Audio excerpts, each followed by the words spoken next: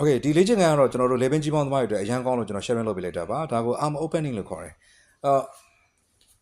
ခေါင်းလေးကကြမ်းမြန်နဲ့လွတ်ထားတယ်နောက်ခေါင်းလေးကအဲ့လိုကြမ်းမြန်နဲ့လွတ်ထားမယ်လက်ဖွားလေးတစ်ခုကိုပူးထားဒူးခေါင်းလေးအဲ့လိုကွဲထားပြီးတော့မြားပြစ်တယ်လို့အဲ့လိုဆွဲလိုက်မယ်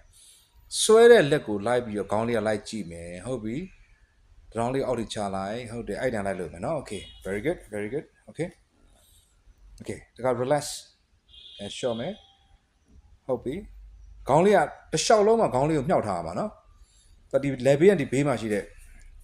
ကြွက်သားတွေ scaly muscle တို့ sternocleidomastoid တွေအဲ့ဒါတွေ activation ပေးတာ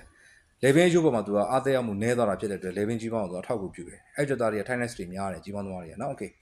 ဆွဲထားပြီးတောင့်ထားပါခဏလေးတောင့်ထား5စက္ကန့်လောက်တောင့်ပြီး relax ဟုတ်ပြီဘက်ပြောင်းပြီဆိုရင်ခန္ဓာကိုယ်ဘက်ကိုတခြားလေးစောင့်လိုက်ပြီ okay ခန္ဓာကိုယ်စောင့်လိုက်ပါစောင့်ပြီးတခါဆွဲမယ်ဟုတ်ကဲ့လက်ပွားကိုလူပူထားမယ်ပူထားပြီးတော့ခေါင်းလေးကိုမြှောက်ထားမယ်ဟုတ်တယ်မြှောက်ပြီးမှဆွဲ yes မြားပြတ်တယ်လို့လိုက်ဆွဲတာခေါင်းကလိုက်ကြည့်တယ်ခေါင်းလေးကိုလွတ်ထားတယ်အဲ့မှာခဏလေးတောင့်ထားโอเคရပြီ relax အဲ့တော့ဟိုဘက်ကလည်းဆဲကျွန်တော်ဒီဘက်ကလည်းဆဲကျွန်တော်အဲ့လိုလေးလုပ်ပေးပါနော်โอเคကျေးဇူးများတင်ပါတယ်